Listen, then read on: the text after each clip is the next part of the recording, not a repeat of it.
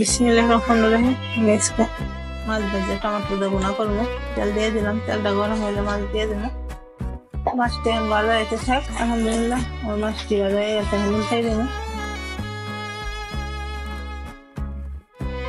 ভালো কিছু দৈনিক রান্না আপনাকে দেখাতে পারি না, যা রান্ধি চাই হচ্ছে দেখাই। আমার মাছটি ভাজা হয়ে গেছে আলহামদুলিল্লাহ। আজকে আর পেঁয়াজ বাড়ি নেই, পেঁয়াজ দেবো।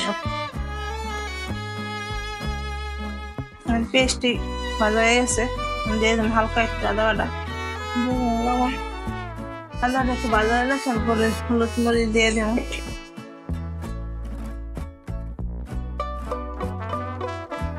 টমেটো দিয়ে দিলাম, পানিটা দিলাম না কারণ টমেটো অনেক পানি গলবো। টমেটো পানি দিয়েই 10 মিনিট আবার কষাই দেবো। টমেটো সিদ্ধ হয়ে গেছে, এখন দিয়ে দেবো মাছ।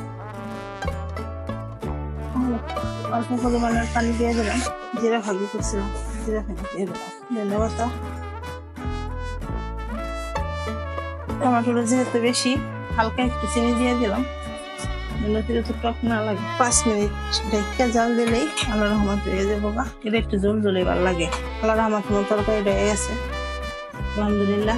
দয়া করে সবাই যদি ইউটিউব থেকে দেখেন চ্যানেলটা সবাই সাবস্ক্রাইব করেন, লাইক শেয়ার করে দিন। আর পেজ থেকে দেখলে সবাই ফলো শেয়ার করে দিন। আলহামদুলিল্লাহ। আসসালামু আলাইকুম।